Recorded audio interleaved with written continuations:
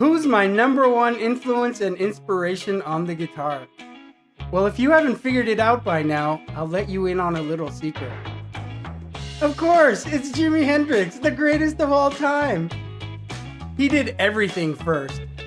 He innovated guitar playing to a level that guitarists will aspire to till the end of time. Not just playing, also in the studio, leading the way with sonic experimentation and pioneering the use of guitar pedals. In 1967, as I mentioned in the previous video, he had Roger Mayer building custom pedals based on his creative ideas. Now you just realize that a lot of the guitar pedals and sounds that you've been using came from Jimi's wild creative genius. Octave, univibe, which led to modulation effects like flangers, phasers, and choruses, and extreme hot-rodded distortions. Along with his partner in crime in the studio, Eddie Kramer, who I had the unbelievable pleasure to meet at NAMM in LA, they created new, innovative, otherworldly sounds on record that no one had ever heard before. And live, forget about it. He was an improvisational genius who created new worlds of guitar playing every single night. Recently, I came across a fantastic article in Guitar World. Eric Gales talking about his Hendrix influence. I remember when I saw the first Eric Gales band video, I was like, okay, this dude is a Jimi freak just like me. Having seen him quite a bit on YouTube in recent years, it's great to see how he's evolved.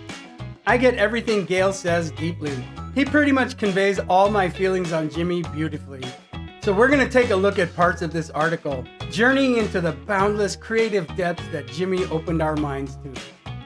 It's time to start our next deep dive. Jimi Hendrix. Let's dive in. Though Gales is left-handed like Jimi, his strings went low to high from bottom to top, like Albert King.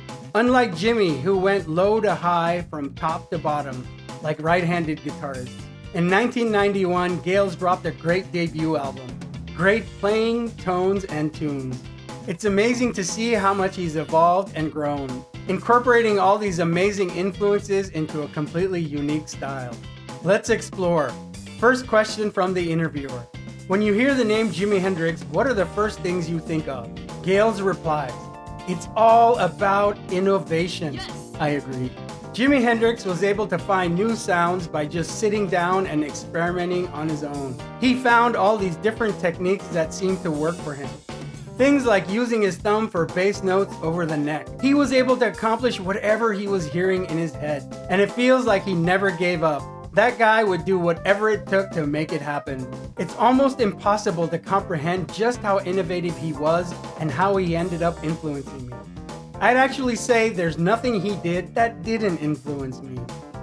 From his legendary tone to the way he used chords to writing and everything else. I could sit here all day long trying to explain his contributions to the world in terms of guitar playing, songwriting, and even lyrics. He could express himself beautifully. It really is impossible to comprehend just how innovative he was. He was a pioneer in so many areas, it's mind-boggling. Most guitarists are amazing at just one or a few of the things that Jimi was a genius at. What are some of these things?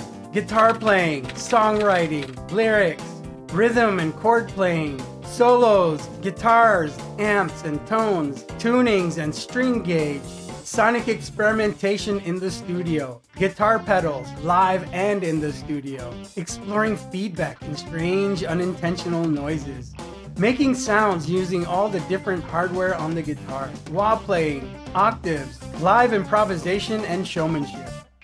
Guitar playing, finally honed through years of deep learning and practice in a variety of music. Blues, rock, pop, soul, and much more. Tons of gigs playing guitar for many great bands, including the Isley Brothers, and none other than the king of rock and roll himself, Little Richard. He then took everything he learned to create a whole new universe of his own. It would take hundreds of videos to fully explore the depths of his playing. He could play a wide range of musical styles, along with inventing his own. Songwriting, playing all those amazing blues, soul, R&B, and rock songs. He learned the songcraft of rock and roll. I mean, come on, Little Richard. Those songs are rock and roll blueprints. On Are You Experienced, he's very psychedelic and experimental, yet still earthy, bluesy, and rock and roll.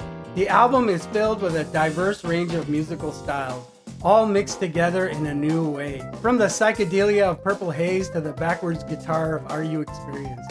The free jazz exploration of Third Stone from the Sun, with its unforgettable distorted Wes Montgomery octaves, to the classic blues of Red House. So much sonic ground is broken on that first album, setting the tone for the expanding universe to come. Make no mistake, Jimi was a great songwriter.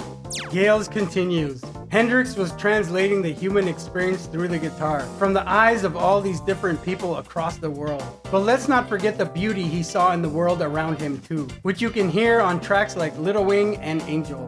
He was able to channel a delicate side that focused on his love for the people in his life, and everything that inspired the beautiful sounds and colors in his mind. From his mind to his instrument to the studio speakers and finally the ears of the listener. It was pure poetry and not a task for the faint of heart. He was brave, beautiful, and powerful. Lyrics. Jimi was definitely a bit of a hippie with his lyrics.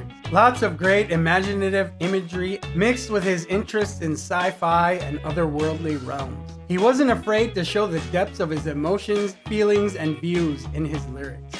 He was fearless with his words. Every album is filled with great examples. Axis Bold as Love in particular is a showcase of Jimi's beautifully lyrical poetry. Rhythm and chord playing. Gales continues. Little Wing and Castles Made of Sand are great examples of how he was able to play rhythm and lead at the same time, playing licks within the chords. In my opinion, that kind of stuff came from his Curtis Mayfield influence, and what he took from the soul and R&B genre. He would take some more of those gospel-style lines and experiment, twisting them in his own way. It led him down the road of finding songs like Little Wing and Castles Made of Sand. That's why he was such a great part of the guitar's evolution. He was doing things that had never been done. On Axis Bold as Love, the songs are shorter with more of an emphasis on tight songcraft, beautiful melodies, lyrics, and imagery. Here, Jimi creates a whole new style of rhythm guitar playing, bringing out his Curtis Mayfield influence and taking it several steps further.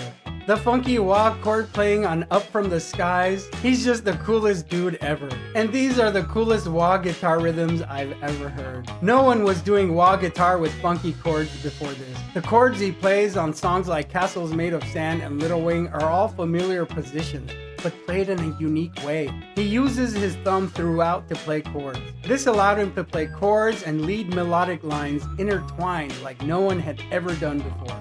And the way he intertwines them, wow! The ebb and flow has the beautiful fluidity of watery waves. One Rainy Wish has it all.